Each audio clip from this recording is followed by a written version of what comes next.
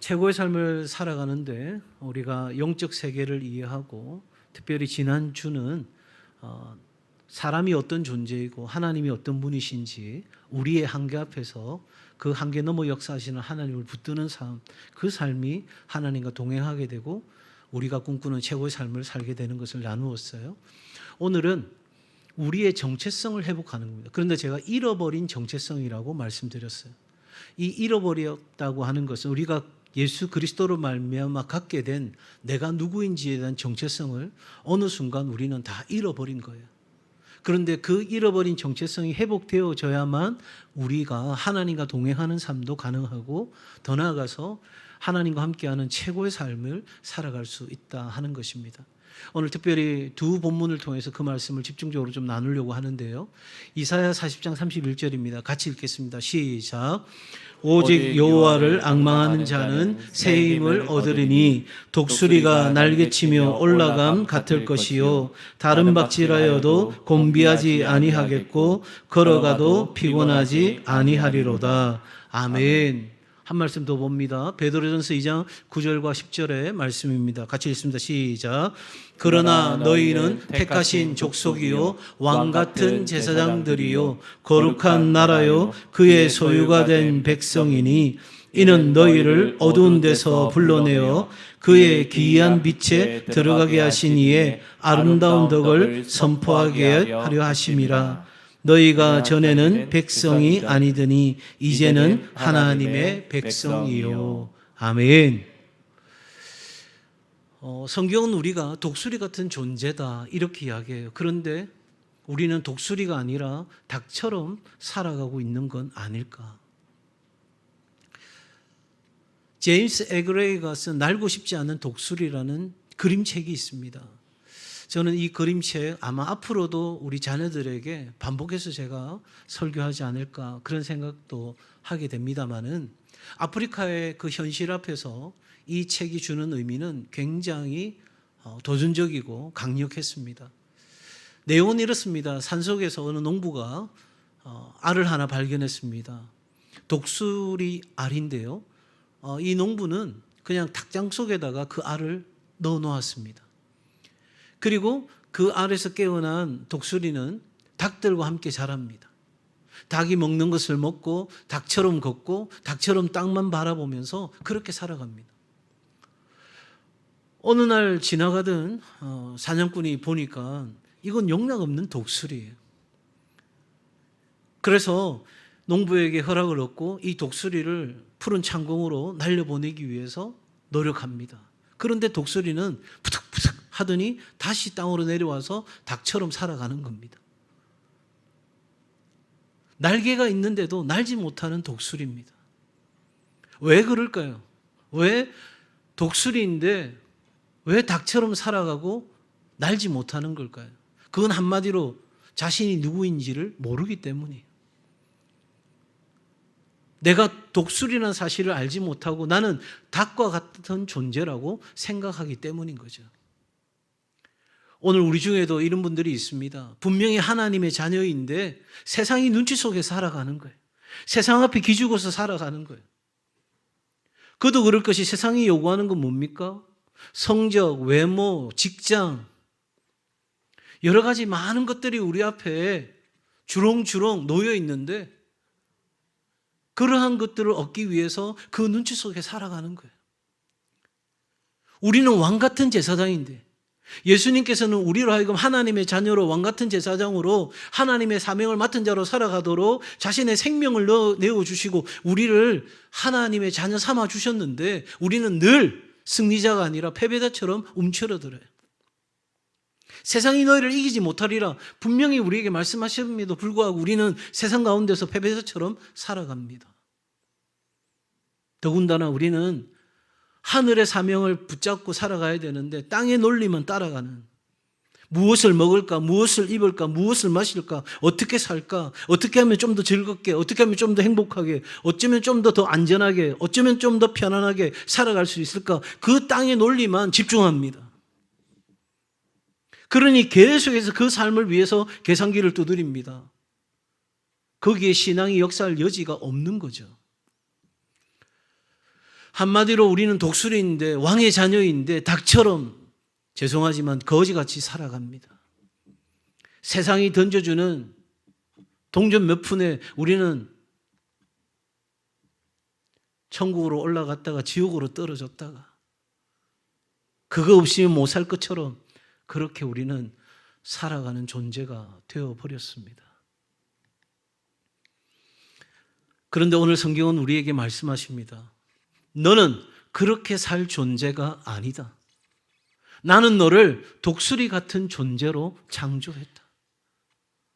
나는 너를 보배롭게 여기고 내가 너를 존귀하게 여기며 내가 너를 사랑하는 존재로 이 땅 가운데 지었다라고 말씀하시는 거죠. 그러니 너는 땅에서만 매여 살 존재가 아니라 나와 함께 높이 뭐할 존재다? 비상할 존재다. 오늘 이 예배 가운데서 잃어버린 여러분의 정체성이 회복되어지고 묶여있던 여러분의 영혼의 날개가 다시 펴지는 은혜가 있기를 축복합니다. 첫 번째로 여러분 한번 같이 하십시다. 하나님은 시작. 하나님은 우리를 세상 기준 이상의 존재로 부르셨습니다. 다시 한번 시작. 하나님은 우리를 세상 기준 이상의 존재로 부르셨습니다. 베드로서 2장 9절은 우리에게 명확하게 말합니다. 여러분은 하나님의 택하신 족속이요 하나님의 가족입니다. 여러분은 왕 같은 제사장입니다. 그리고 여러분은 거룩한 나라고 하나님의 소유된 백성입니다. 이건 여러분 우리를 위로하거나 우리를 격려하는 그냥 그런 것처럼 여기면 참 좋겠다, 그렇게 생각하면 행복할 거야, 그렇게 이야기하는 것이 아니라 바로 하나님이 우리를 향한 선언입니다. 너는 뭐뭐이다라고 하나님이 명명하시는 거예요.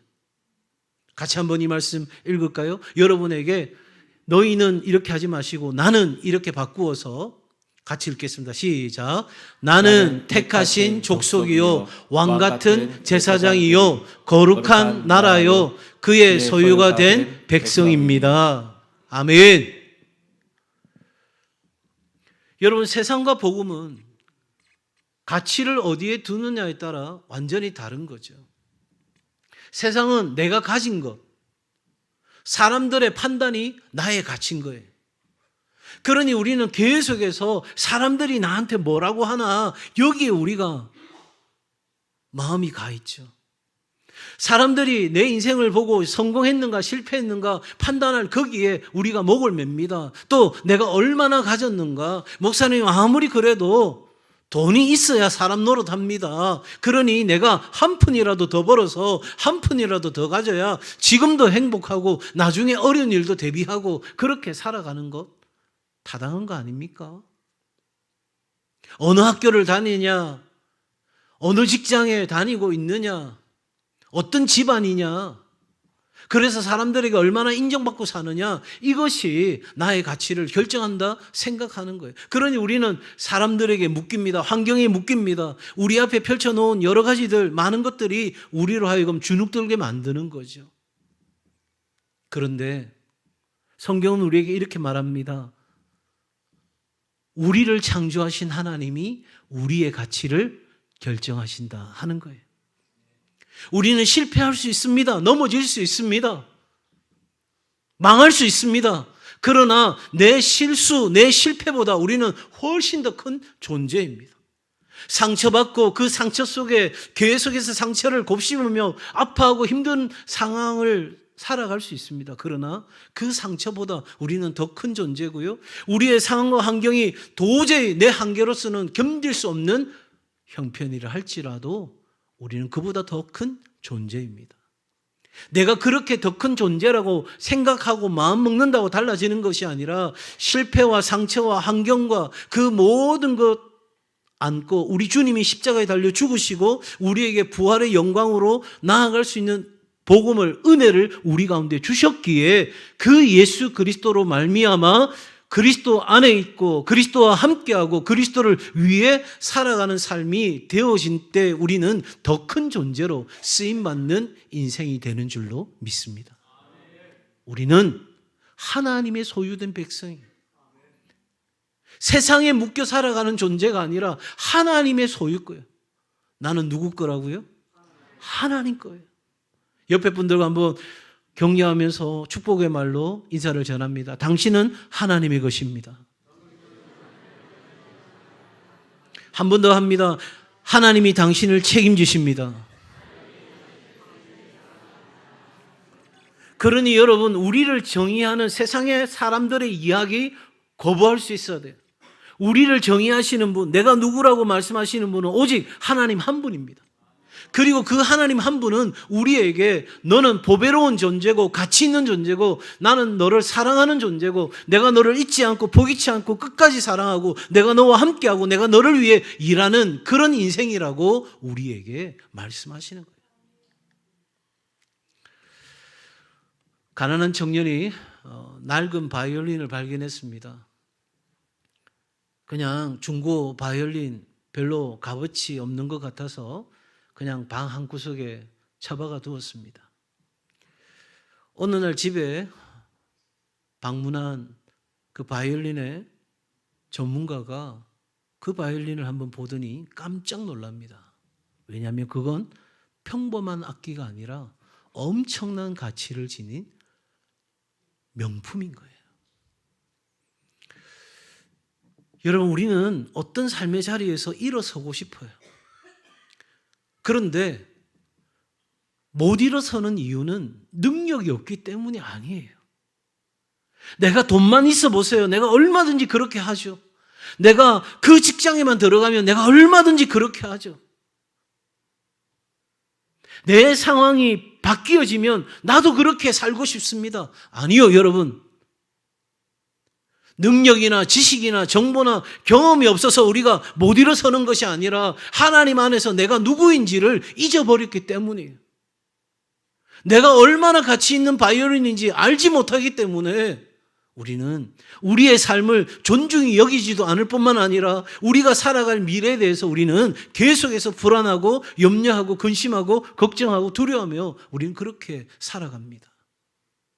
그러한 것들을 우리 앞에 놓여 있게 되니 우리는 한 걸음도 나아갈 수가 없는 거예요. 그런 우리에게 하나님은 오늘 너무나도 놀라운 말씀을 주십니다. 같이 할까요? 시작.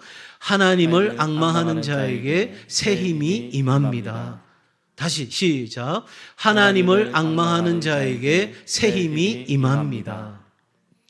앙망이라는 이 단어는요, 손 놓고 기다리라는 게 아니에요. 그냥 차려, 나는 아무것도 안 하고 그냥 가만히 있는 것, 그거 앙망 아니에요. 시간이 지나가기를, 이 또한 지나가기를 그냥 막연히 바라는 것도 아니에요. 하나님께 내 시선을 고정하는 거예요. 내 상황, 내 문제, 내 현실, 내가 낙심하고 절망할 수밖에 없는 그것을 바라보는 것이 아니라 하나님 바라보는 거예요. 그리고 하나님을 끝까지 신뢰하는 거예요. 하나님의 약속의 말씀을 붙드는 거예요. 그래서 보이지 않는 하나님을 실제로 내가 강하게 붙잡고 나아가는 거예요. 그러니 여러분, 이렇게 앙망하는 자에게 하나님이 무슨 힘을 주신다? 새 힘을 주신다는 거예요. 너의 힘을 조금 더 강하게 하겠다. 네가 조금만 더 힘을 내어서 버텨봐라. 이게 아니고 하나님이 우리에게 무슨 힘? 새 힘을 주신다. 새 힘을. 하나님만이 주실 수 있는 그 힘. 이전과는 다른 완전히 새로운 그 힘. 우리 가운데 주신다는 거예요. 아무리 좋은 휴대전화라도 충전되지 않으면 꺼집니다. 사용할 수 없습니다. 기능이 없는 게 아니죠. 그런데 뭐가 끊어진 거예요? 전원이 끊어진 거예요. 여러분, 우리가 하나님을 앙망한다. 그러기에 이 예배는 그냥 종교적인 하나의 형식, 행사가 아닙니다. 제가 오늘 예배 서두를 이야기하면서 오늘 봉사하려고 하는 분들 가운데 예배를 안 드리셨으면 예배부터 드리라는 이유가 거기에 있어요. 교사들이 교회학교 예배로 자꾸 자기 예배로 생각하는데 아닙니다. 그 교회학교 예배는 그 교회학교에 참여하는 아이들을 위한 예배고 교사는 그때 예배 드리는 게 아니라 아이들이 예배할 수 있도록 돕는 자리에 서야 하는 거예요. 그게 안 되면 교사를 내려놓는 게 답이에요. 없으면 없는 대로 가야 되는 거죠. 내가 영혼이 충전이 안 되는데 누구를 충전시킬 수 있겠어요? 누구를 연결해 줄 수 있겠어요? 누구를 도울 수 있겠어요? 예배는 의무가 아니에요. 펼 수 없는 내 날개를 펼 수 있도록 하나님의 역사를 경험하는 거예요. 하나님을 앙망한다는 것은 예배의 자리에서, 기도의 자리에서 하나님을 찾고 부르짖고 하나님의 도움을 요청하고, 그래서 하나님 앞에 끊임없이 연결되는 거예요. 시간이 가면 해결되겠지, 누군가가 해결해 주겠지. 여러분, 갈대상자는 갈대상자일 뿐인 거예요. 그게 우리의 해결의 답이 아닌 거예요. 착각하지 마세요.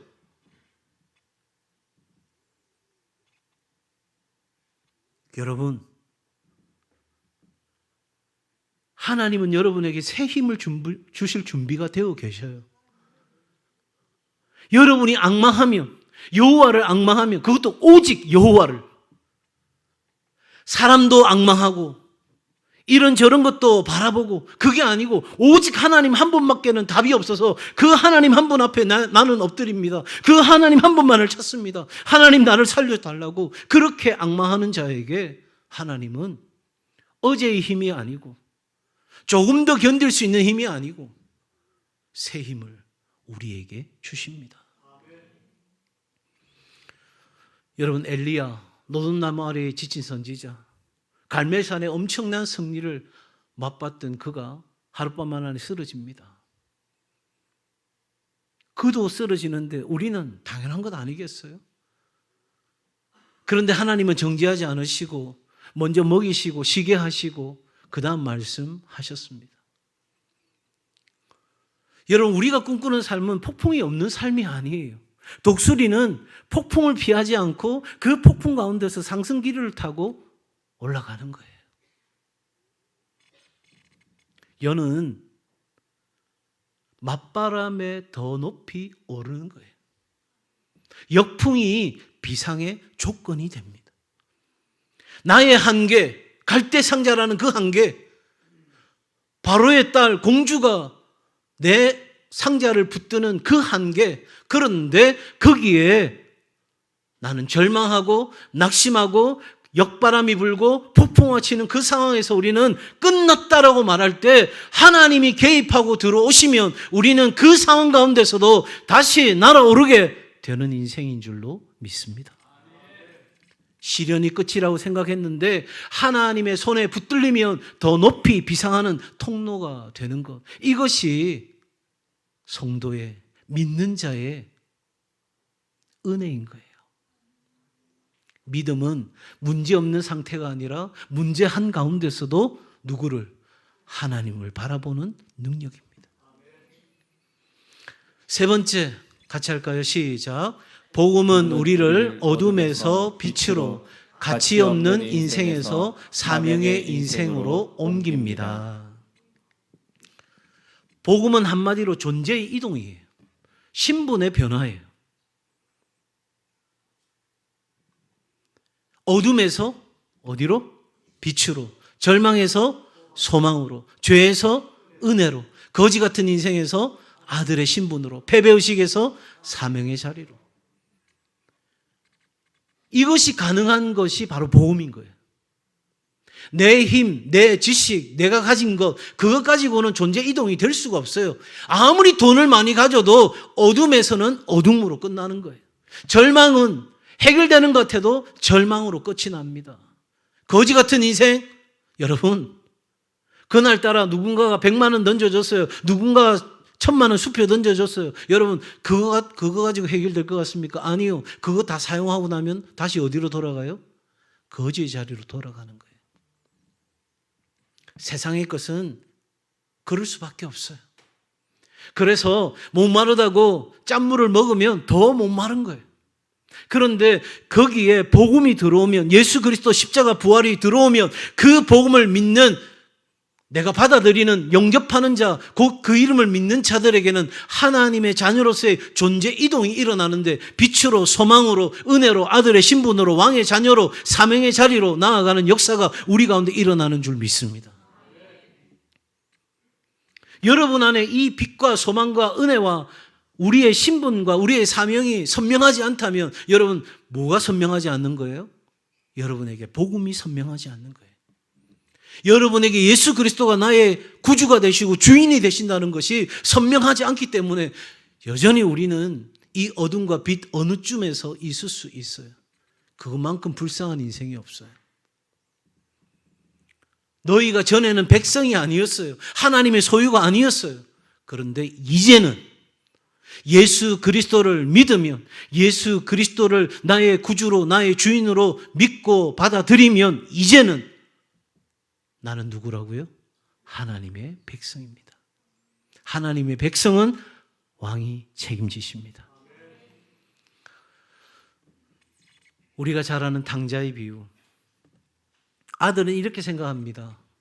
야, 내가 이렇게 고생할 바에는 이 돼지 우리 곁에서 돼지나 먹는 것 같고 먹는 것보다는 그래도 아버지 집에 가서 내가 아들로서는 상속 다 받았으니까 끝났으니까 이제는 품꾼의 하나로 봐달라고 말해야 되겠다. 여러분, 그런데 그 누가복음 15장 내용을 보면 아들이 말하기도 전에 그런 구절은 없어요. 아들은 차마 그 말을 못 꺼내겠죠. 그런데 아들이 무슨 생각을 하고 무슨 말을 할 준비를 했는가에 상관없이 아버지는 버선발로 달려오십니다. 그리고 묻지 않으십니다. 너 왜 그랬어? 너 그렇게 현금화해서 가져가더니 그 많은 돈을 가지고 뭘 했어요? 왜 이 모양 이 꼴이야? 그렇게 손가락질하고 말하지 않습니다. 우리 가슴팍에 있는 이 문장처럼 아들아, 괜찮지 않아도 괜찮아. 네가 나를 죽은 자처럼 취급하고 우리 마을에서 내 인격을 무시하는 상황이 되어서도 상관없어. 아들아, 괜찮지 않아도 괜찮아. 너가 돌아온 것만으로도 나는 너무너무 좋아. 성경에 그런 말씀은 없지만 그 아버지의 마음을 미루어 짐작해 보면 틀림없어요. 그리고 제일 좋은 옷을 입히고 손에 가락지를 끼우고 발에 신을 신기웁니다. 정체성과 신분, 가치를 아버지가 회복시켜주는 거예요.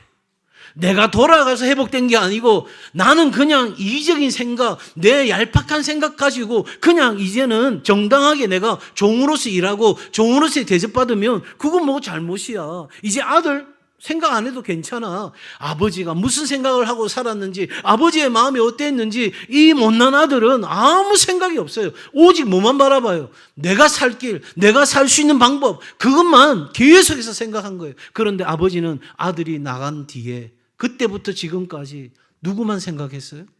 아들만 생각했어요. 이것이 복음입니다.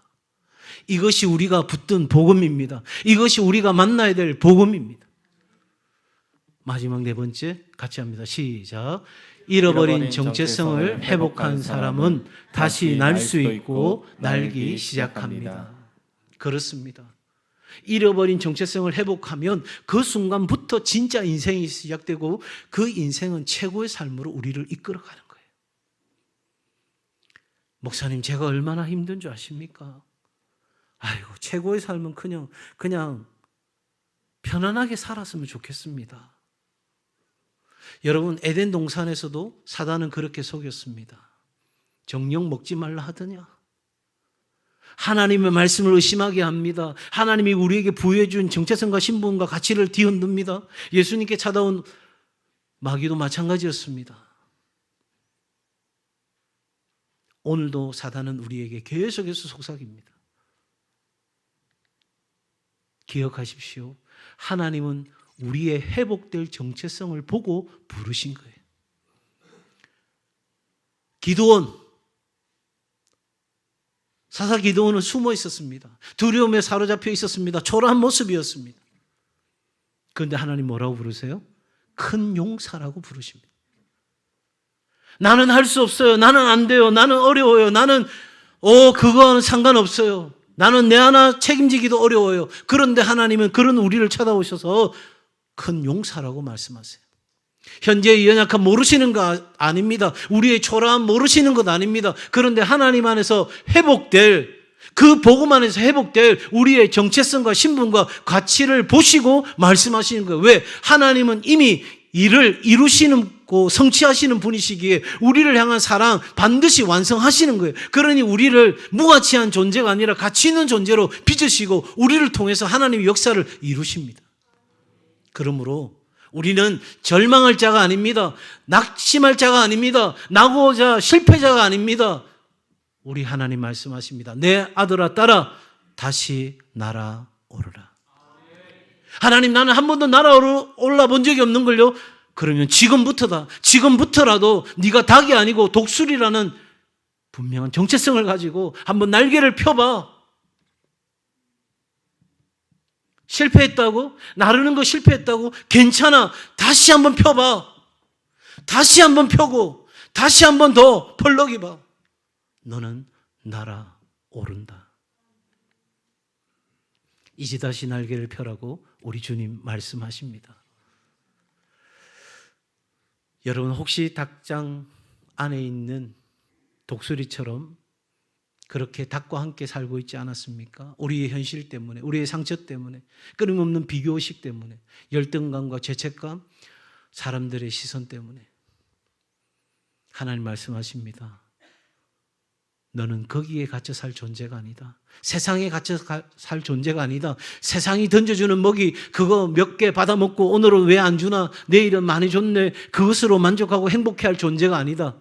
나는 너를 독수리 같은 존재로 창조했고 불렀다라고 말씀하십니다. 다시 날개를 펼치십시오. 실패해서도 펴십시오. 안 될 것 같아도 펴십시오. 믿지 못할 것 같아도, 나는 낭떠러지에서 떨어 죽을 것 같다고 생각되어서 주저주저 하더라도 우리 하나님이 시련의 낭떠러지로 던지실 때 여러분 날개를 펼 수 있다는 사실을 기억하십시오. 다시 예배로, 다시 믿음으로 서십시오. 넘어져서도 끝난 것이 아닙니다. 늦었어도 끝난 것이 아닙니다. 지쳤어도 끝난 것이 아닙니다. 하나님이 여전히 여러분을 사랑으로 붙들고 계십니다. 우리 한 목소리로 고백할까요? 나는 더 이상, 시작. 나는 더 이상 당처럼 살지 않겠습니다. 나는 세상이 규정한 사람으로 살지 않겠습니다. 나는 하나님이 말씀하신 정체성대로 살겠습니다. 나는 하나님의 자녀로, 왕같은 제사장으로, 빛의 백성으로 독수리처럼 다시 날아오르겠습니다. 아멘. 이런 멋진 비상을 하는, 그래서 최고의 삶을 살아가는 우리 동성애 가족들 다 되시기를 주의 이름으로 축복합니다.